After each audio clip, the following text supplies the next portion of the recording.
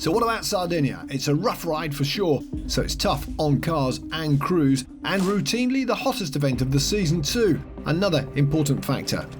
In the car, it can be quite demanding with very high temperatures, so you have to be careful and be well hydrated before start, because you know that you're gonna sweat a lot and lose a lot of maybe capacity, concentration through the end of the stage. That's one of the events where probably the physical training is paying off. If you're really fit, you can make differences end of long stages. The biggest thing is that you're prepared before. Normally I will try and go around the test, maybe cycling or running, to get acclimatized to the heat, and then maybe a couple of days before the rally as well, just to get used to it a little bit. We don't see quite that intensity of sunshine in Wales on a weekly basis, so just to get used to it. And yeah, the main thing is keeping hydrated, to keep focused and keep the concentration levels high. So it's important to take on plenty of fluids, but the trip to the holiday hotspot also has its advantages, not least the acclaimed Mediterranean cuisine. I just love the food.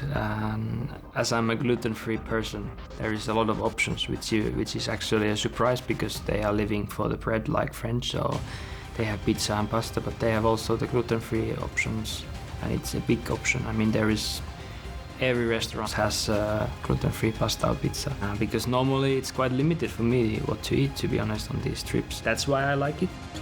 Okay, that's dealt with the all-important sustenance, but what about the challenge of the rally itself? Yeah, it's tricky. It's really, really nadgery and tricky in some parts, and there's so many hidden obstacles, and a lot of it is through really narrow roads, high walls on either side, no room for error. So it's not the rally that I would say you take a lot of pleasure from. It's not one where you can really let it flow and slide the car about. You just have to be really neat and tidy and precise, and I think that's the biggest thing really, is just try to take the most you can from a really narrow road with quite a wide car, so it's a tricky one. Yeah, tyre choice is always crucial as well.